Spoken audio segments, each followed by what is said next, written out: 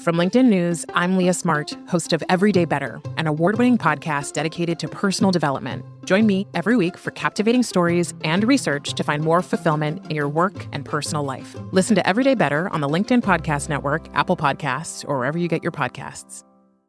Break language barriers instantly by translating up to 44 languages in real time with the HP AI PC, powered by the Intel Core Ultra processor. With the right tools, work doesn't have to feel like work.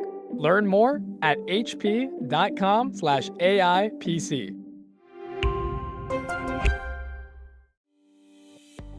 Hey, I'm Kwame Christian, and you are about to step into the world of Negotiate Anything, the #1 negotiation podcast in the world where we teach you how to make difficult conversations easier while getting more of what you want in the process.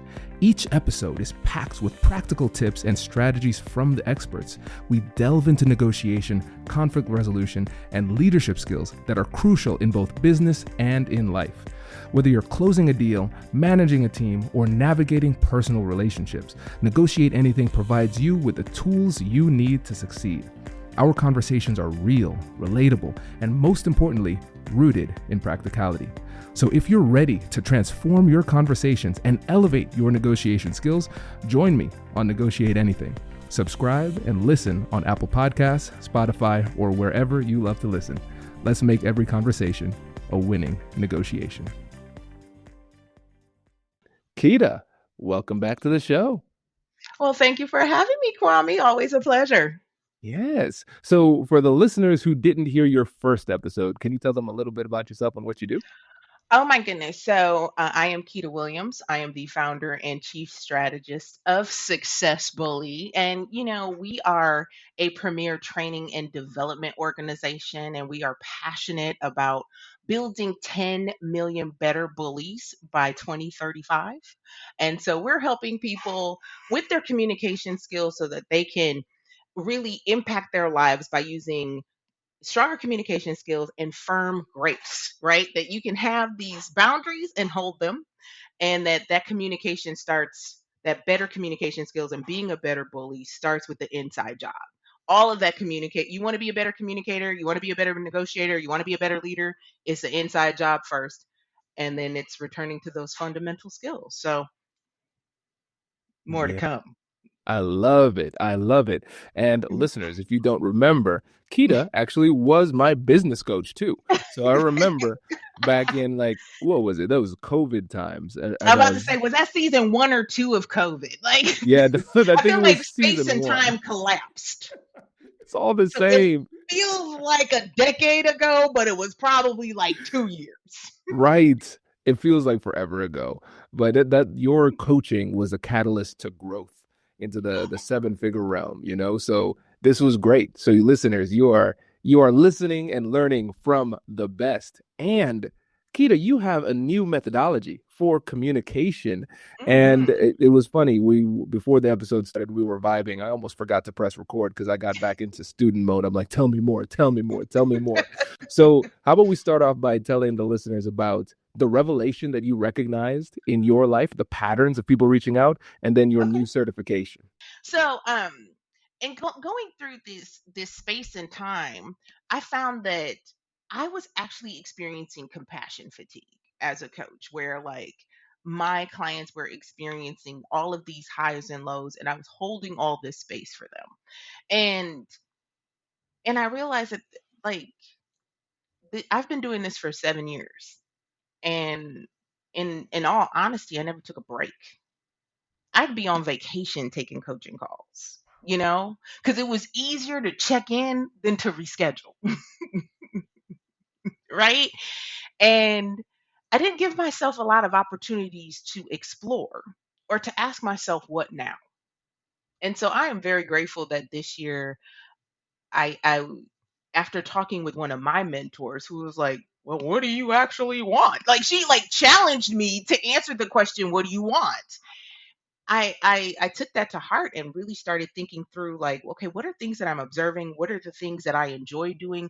What are the things that people actually call me for? And so kind of realizing that something had to change for me. For me to stay in it, I had to do something different. And then stepping back and asking those critical questions, I realized that I started seeing some real patterns. And some of those patterns were like this idea that transformation is hard. It's a lot of work. It takes a lot of work to change your life. Right. And understanding that my job is not to change your life. My job is to help you change the way you think. That lightens the load. That lightens the burden, right?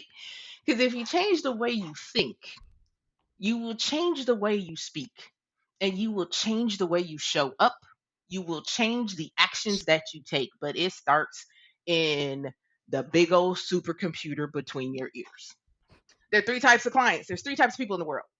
There are people that want the transformation and they're willing to do the work. There are the people that want the transformation and they phone in the work. And then there are folks that are looking for somebody to blame. So that was an observation. But also, like, before you hit the goal, you can have these big, ambitious goals. It starts with your mindset. It starts there, right? Because if you think you can't, you're right. If you think you can, you're also right. In this observation, so the observation of that, but also like observing what's happening around me in the sense of when I'm not in a coaching relationship where like we don't have a signed contract, you are my roster, you pay me to do this. What are people actually asking me for? What I'm always being asked for is how do you say this? This is happening. What would you do? It was this interesting cross sect around communication, right? And previous to being a professional butt kicker and yelling on the internet, I'm a retired PR person. All of this comes together when I decide on a whim that I'm going to get certified as a hypnotherapist, right? And I'm like, well, I've identified what's happening, right? There's this what's happening. I'm seeing really gifted, talented people self-sabotage. And I'm seeing it in a very intimate way. Like I'm seeing it week to week. I'm seeing it week to week. So what's the solution? What's the solution? And so that led me to hypnotherapy, which I thought would answer some questions for me, but also provide me with some really great party tricks for Christmas dinner. I thought I couldn't wait to get in my older sister's face and be like, go to sleep. I was looking forward to this experience only to get the big reveal. I'm tying all these threads together, y'all. Thanks for hanging in. I'm tying it all together. Guess what hypnotherapy is about? Communication. Communication. One of the key pillars is that most issues are communication issues. And so there is how you communicate with yourself. The voice you hear the most is your own, whatever your voices in your head sound like.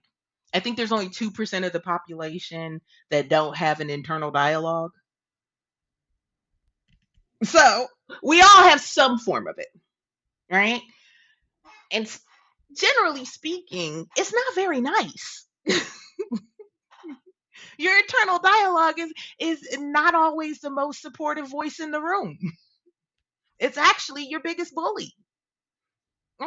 If someone on the street stopped me and said a third of the things that I have thought about myself, we'd be fighting. It would be a brawl in the middle of Main Street, right? So that realization that this is about communication. Okay, so now that I'm armed with this information, what do I do with it? What do I do with it, and what does this have to do with successfully? What does this have to do with my pathway forward? What is this? What do all of these realizations and this permission to be curious and to explore and to ask myself some tough questions. Where is all this going? Where I've landed and what I've been slowly rolling out and, kind of getting a lot of momentum around is addressing these two areas of your inside bully, which is how we communicate with yourself, and providing people with tools on that, right? Providing people with tools on that. And then there's the outside bully. After you've handled the inside work, there is still some fundamental communication skills that will make your personal and professional relationships go a lot easier, right? And I do think that we're in this really interesting time in the sense of we could have up to 4 generations in the workplace in one company. We have increased the modalities of communication, but not the actual skills. So we got Slack, we got text message, we got email, we got uh, meetings that could have been an email. We got emojis. What an emoji means to me as a 45-year-old versus what an emoji means to a 25-year-old is very different. That's prayer hands to me. That's a high five to somebody else. The shrug emoji means I don't care. But to someone else, it means I don't know. Wait. Okay, I'm following everything, but now I'm just realizing when I give the prayer hands emoji, I'm saying thank you. That I'm like thank you very much. People think that's a high five. Is that a high five to people? Some people think that's a high five, and some people think that's pray for me. Some people think gratitude. So now we got to disconnect. Because, like, if you're on Slack and somebody goes, meh, gives you the, well, do you need more information? Or you're not going to do your job? Like, I don't know. So before we can even get to the slam dunk of negotiation, we got to get back to the chess pass, the chess pass, the bounce pass, and the pivot around communication. Wow. Wow. No, this is mind blowing. Did I just Because blow your Keita, mind? the first thing that came to mind, just completely selfishly, is like I need to create a document that explains all of my emojis. This is gratitude. Okay, so Right. Well, even just, you know, it ain't hard to use your words. We think we're saving time by sending an emoji, or we think we're saving time by going okay. That's left open to interpretation. And God forbid someone's having a bad day. but something else that you mentioned that was really powerful when you talk about that internal communication that somebody has with themselves, we have to recognize that every stimulus, every piece of communication we get from somebody else is going to be filtered through our own story, through our own lens, through our own patterns of thought, right?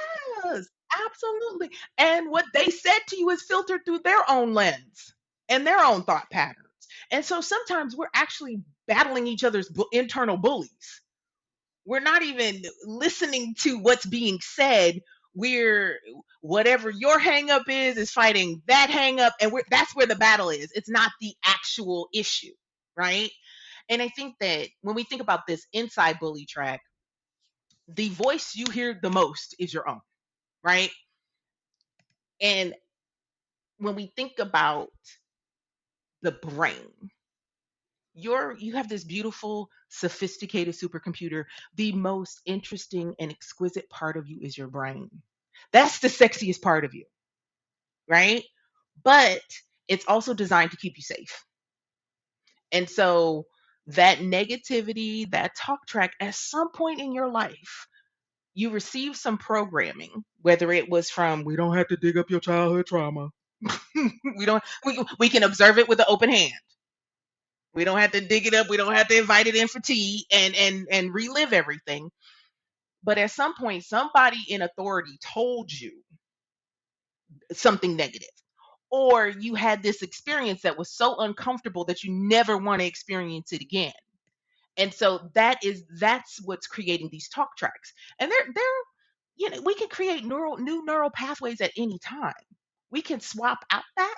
So first we have to have our brain appreciation. We have to appreciate that we have these supercomputers and what they're able to do. You have to understand them and appreciate that your subconscious mind, you have never thought about breathing. You've never thought about it. You never once said, "Oh shit, I forgot to let my heart beat." You never once said that. You've never forgotten to digest your food. So there's a whole lot going on that science hasn't even scratched the surface on the capabilities of the human brain, right? And I think the more that we study and the more that we appreciate it, we can uh, understand that you have limitless opportunities and limitless spaces you can take your brain, because your subconscious mind doesn't know the difference between real and imagination. So have you ever had that one bad thing, something uncomfortable happens, a challenge, and then you have spiraled all the way out of control? Where like my spiral, and I'm gonna be homeless with my dog in a shopping cart living under the Fremont Bridge. We gonna be eating cat food. That ain't gonna happen. That ain't gonna happen. It ain't gonna happen like that. But the same imagination that gives you that much detail about something negative, you can use that same imagination to create these positive experiences and new neural pathways. Hello, my friends. Before we get back to today's episode, I want to ask you a question. Have you ever wondered how to elevate your team's negotiation game and how you can help the folks on your team have better, difficult conversations? At the American Negotiation Institute, we offer transformative keynotes and workshops tailored to empower professionals with top-tier negotiation and conflict resolution skills. Whether it's a keynote for your next event or hands-on training for your team, we've got you covered. Don't just negotiate. Master the art with the American Negotiation Institute. Click the link in the description to find out more. Elevate, negotiate, and succeed. Introducing the HP AI PC, your powerful AI assistant. Easily search through personal files, gain valuable insights, and make smarter, more informed business decisions. Unlock the future of work today with the HP AI PC, powered by the Intel Core Ultra processor. With the right tools, work doesn't have to feel like work. Learn more at hp.com/AIPC.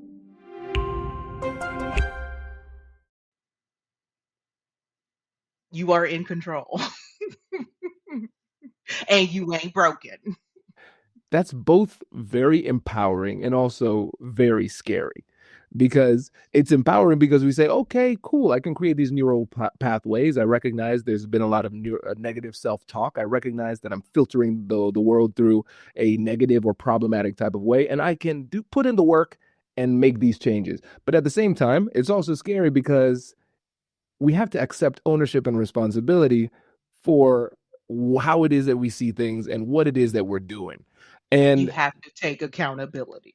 yeah, so for you as a coach, when you're having these conversations with people, how do you break through that resistance? Because let's say we're talking about the three different kinds of people, and one person, the person you're talking to right now, hey, I'm in a blaming mood right now. It's their fault. It's their fault. It's their fault. It's their fault. How can you get them to shift their mindset to be at least be open to another possibility? There's power in the questions.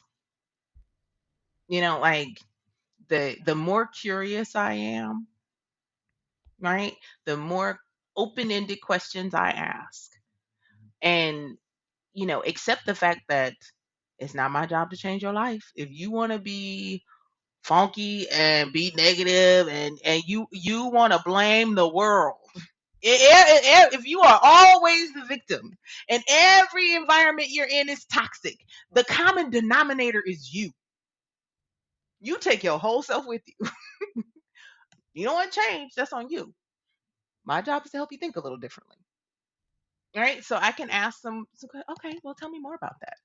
Where is that showing up for you? So if it's not this, if we took all those things off the table, if we took so and so that said this to you and so and they pushed my button, well, why did that bother you? What about that actually upset you? Was it that it was the truth? Because the truth will hurt your little feelings. Was it because it was the truth? Or was it because it had a little semblance of truth? You know, we are in control of our thoughts, but we're also in control of our emotions. You know, then nobody hurt your feelings. You let them hurt your feelings. This is so good because I think about times where I've coached people in negotiations or had conversations with people after a training, and they would talk about people who trigger them, people who upset them, and everything like that. But in these conversations, they always seem to struggle because somebody else is doing something to them. And what I'm recognizing now during this conversation is that even before we get into the skills of what it is that we need to do, we have to recognize that everything is being filtered through our own perspective. And when we think about the ability to negotiate effectively and navigate difficult conversations, we need to be able to make good reads. And we are not making good reads if we are filtering things inappropriately, because somebody might be doing something to you or having a conversation with you, and they might do something, and for 90% of the population, what they did was completely fine, wasn't triggering at all. But for you, for some reason it was. Is that a problem with them, or is that a problem with you? And is the negotiation solution to change your to actually do something strategically or say something differently? Or is the strategy to say, you know what, tonight I'm going to do a little bit of introspection and figure out what made me respond that way. And then maybe by doing that, I'm taking more power and control. I'm reclaiming my power, because I think at the end of the day, a lot of times we're just outsourcing our power to other people. If things go well, then it's if they allowed it to go well. If things go poorly, it's because they treated me poorly. If I'm happy, it's because they didn't mess up. If I'm sad, it's because they did. And so we're giving the power to our outcomes and emotional state to people who may not have our best interest in mind. Who also you may never see again. And so I think that one of the trends that I was talking about on my last webinar is the idea of like we're especially in the workplace that we're going to continue to see this investment in wellness. And in that wellness space, we're going to continue to see conversations about mental health, but I think it's going to be this cope and hope model that we're going to be teaching and facilitating more around helping people cope and keep positive attitudes. Cope and hope. You can, I made it up.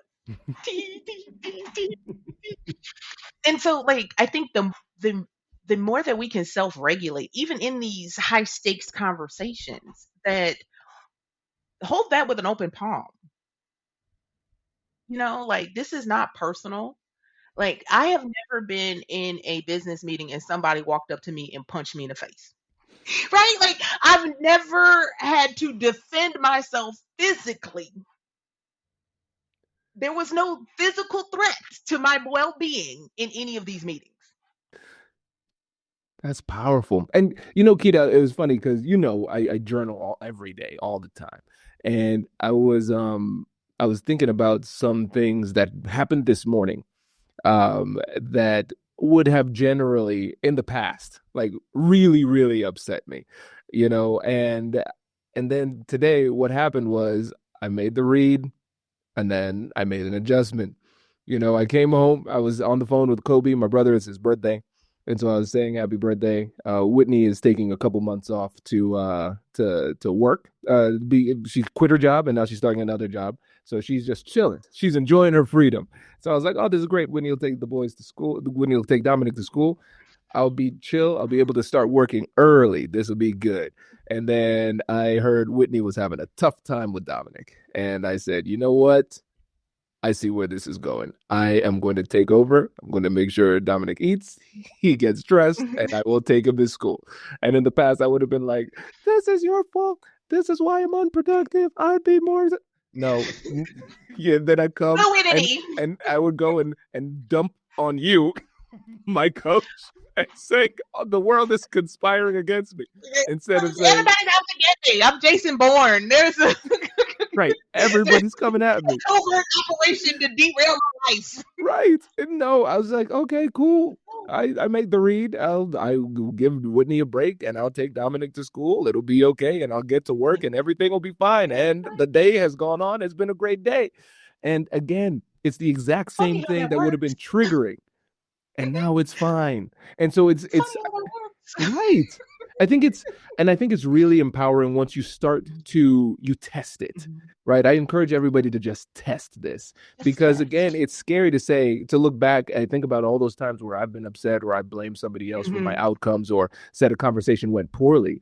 And it's really frustrating to think, oh my gosh, I lived a life where I had unnecessarily high levels of misery just because of my mindset.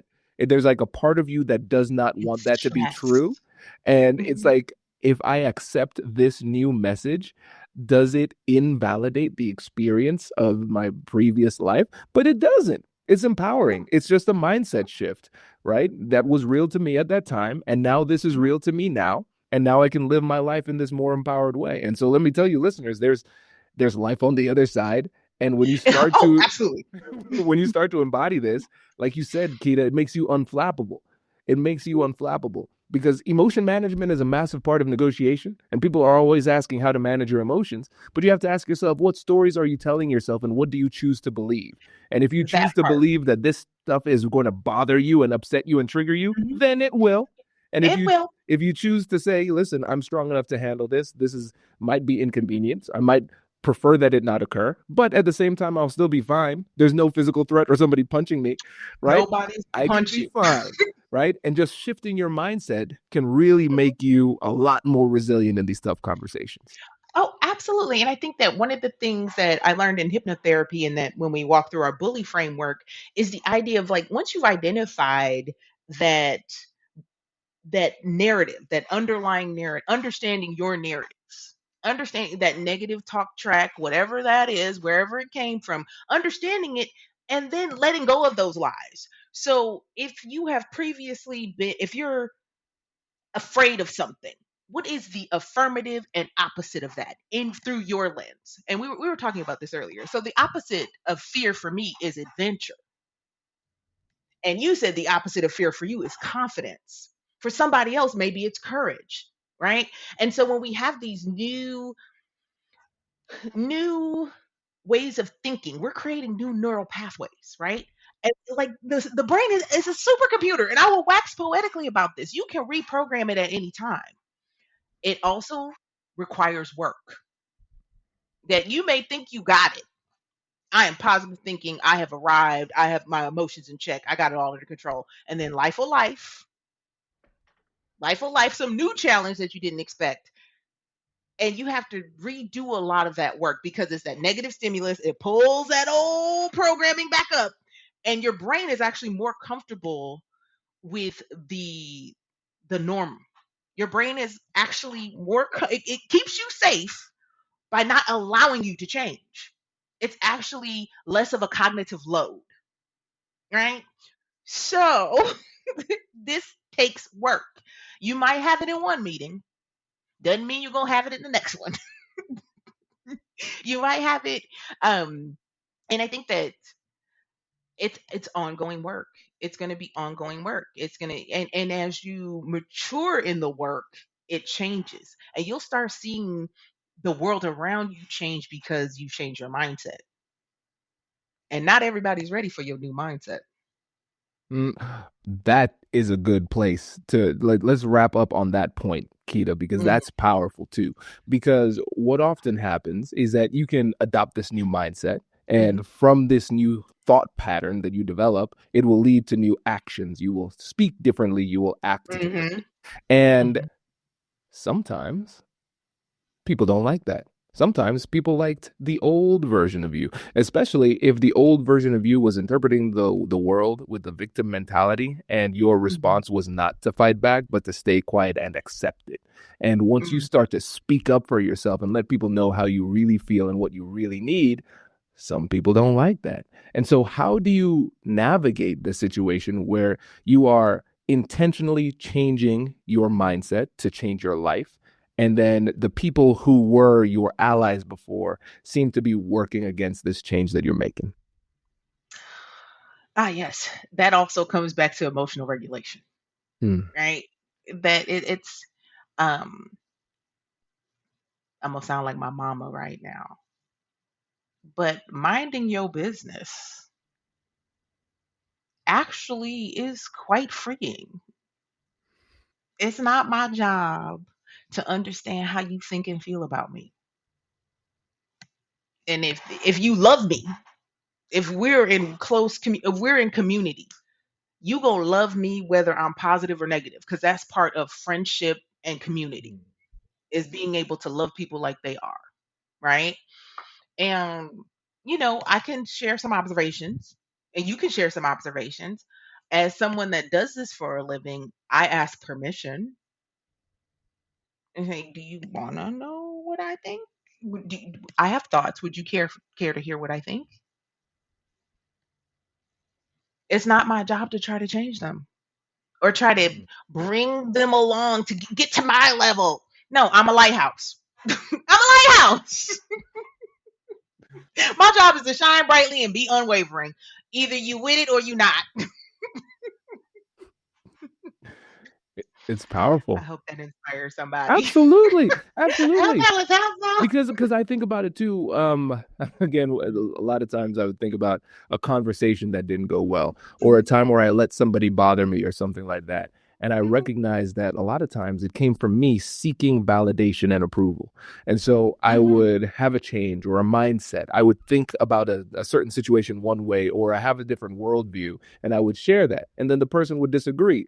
And it would cut me to the core, Keita. Like, how dare you not think like I Yeah, this do? is absurd. I'm clearly You're correct. crazy. And I will not rest until you understand that. And so that's problematic, slightly toxic. And so I think it was a little bit of it was Mhm, insecurity, but it was also ego. Hey, if I'm this mhm. negotiation guy, there's a little piece in my mind that said I can convince anybody of anything. I know I can.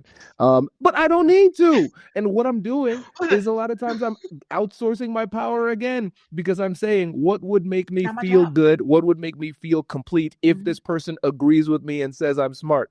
And so it's kind of like it doesn't matter what the other person's perspective is. mhm. My son Dominic is 3. He disagrees with me all the time. Am I going to put my well-being in his mind? He's Where, 3. where I'm saying I need him to understand the Are depths. you arguing with a Right, this 3-year-old? is silly. And so I love the way that you said it too, because you're saying, "Hey, I'm sharing my observation. This is me sharing my observation. Take it or leave it. You're sharing your observation. Thanks for sharing your observation. I choose to leave it, or sometimes You I can might put it in your handbag and revisit it later. Put it exactly. in your pocket, think about it later. I also think, like, I had this realization because, like, I also, I don't have low self esteem. I got the other problem. It's like heightened sense of self, big ego, whatever. And like, why don't you see it my way? Do you want to be right or do you want to be happy? I'd rather be happy. If you want to tell me 2 plus 2 is 5, Roger that. Whatever you say, boss. And I think it's funny, even though it's kind of a joke, but there's a lot of truth in it. The 2 plus 2 is 5 answer, because a lot of times when we're negotiating or having difficult conversations, let me focus more on just general difficult conversations. It's the competing worldviews. It's like, what is your truth? What is my truth? And there's a lot of times no objective way for us to reconcile these things. It's just the stories that we choose to believe, right? And it is as silly for me to try to impose my worldview on somebody as it is for me to try to convince somebody who is hell bent on believing that 2 plus 2 is 5, right? It's like, why would I waste my time? I would be far happier to not engage with this particular conversation. And I think in the world of negotiation and difficult conversations in general, one of the things that is not talked about enough is what conversation is worthy of having. And we talk about how to engage, but we don't talk about when and how to disengage enough. You can always put a pin in it. You can opt out. You don't have to, everybody that wants to engage with you is not worthy of your thoughts. And mhm, I'm the queen of, we don't need to talk about that right now. You don't need to talk about that right now. Is that what you want to talk about? Hmm, is that how you want to spend your time with me?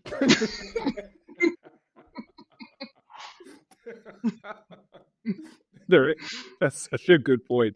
There's so many other things we could do, so many other things we could talk about, rather than fixating on the minority of beliefs where we are contrary, where we disagree. And if we're spending time with each other and we're sharing space, that means that we have to agree on the majority of things. Have to. But we become fixated on these things and, insecurity, ego, whatever it happens to be. We just dwell on that. And something that is truly so small becomes so big. Why? Because we choose to make it big and we're choosing to be unhappy. And that creates a lot of toxic environments. That creates some workplace violence, that creates these micro moments. Like, we're all bullying one another. There's these micro moments where just that little shift could change the atmospheric pressure in a room, right? And yeah, I think that we need to be more diligent in these days to come in how we're interacting and connecting and communicating with one another. Absolutely. Listen, I love it. I know I got to get back to reality at some point. And this is great, Keita. I really appreciate you coming back on the show today. And again, for the listeners who want to learn more about what it is you do and your company, make sure to give them a good pitch here. Here's a good pitch. You can find me at successbully.com. You can find me on all the socials. We're on brand. We're all at Successbully. And here's 2 different ways you can work with me. You can work with me one-on-one. We do have some spots on my roster for hypnotherapy for leaders and visionaries. So kind of working on those mindset pieces as we go into expanding your skill set. Or you can have me come to your job.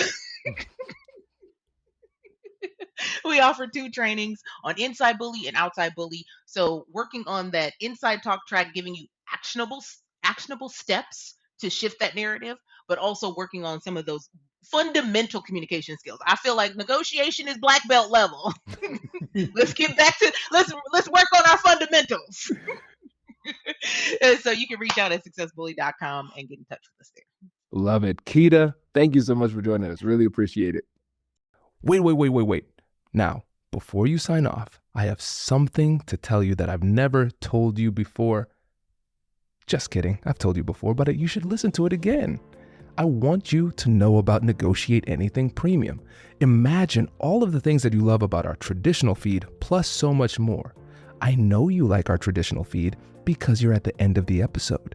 And with Negotiate Anything Premium, you'll get more bonus content you've been asking for, more of the expert insights that you can't get anywhere else, and more exclusive behind-the-scenes access into every conversation.